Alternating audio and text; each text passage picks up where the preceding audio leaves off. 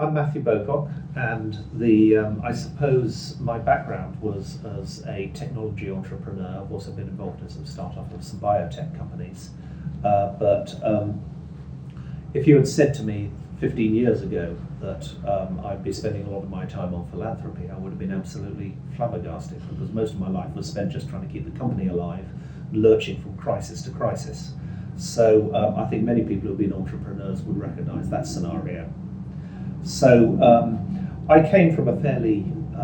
middle-class background, but I think that as a lot of people, you're taught values by your parents.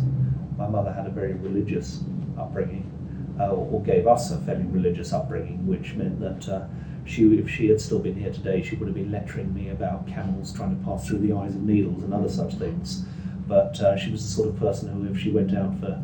dinner, she would always say, "I can't believe how much this costs and how other people have had to work to produce food for me. I could have done this at home for a quarter of the price and somebody else wouldn't have had to slave for me." She didn't seem to quite recognise the economic implications of somebody else getting a job from it, but there were certainly values which I was brought up with, which included a certain awareness of what took place around me. And I think a lot of people end up being influenced by those things. My wife had a slightly different sort of background, and she's very involved in the philanthropy, but she came from a very small community where everybody knew each other and everybody knew a lot about each other's businesses. And there was quite an awareness of where people were suffering for one reason or another, and a sense that the community pulled together in order to support those people, something which has been largely lost now.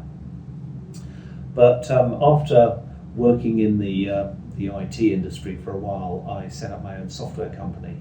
and then over a number of years, as I said, lurched from crisis to crisis until eventually sold it out to a company, and as part of that merged company, we went on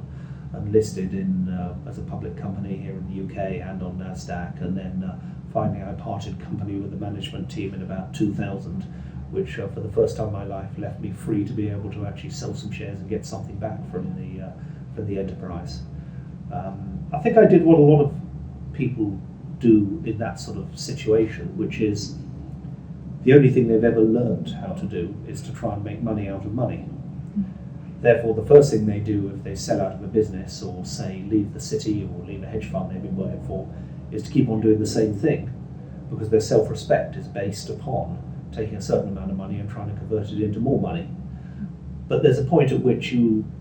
once it's not part of a corporate infrastructure, you sort of question the purpose. And I suppose I reached a stage where I hoped I'd never have to do another deal with the venture capitalists again, and though I was involved in setting up a number of companies after selling out of my main enterprise, some more successful than others, I think I reached the point where it didn't really have a lot of interest anymore.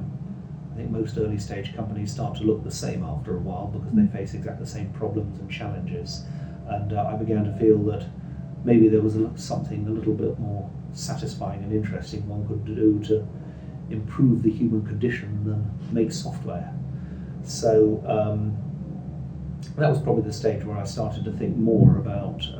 getting involved in philanthropic work.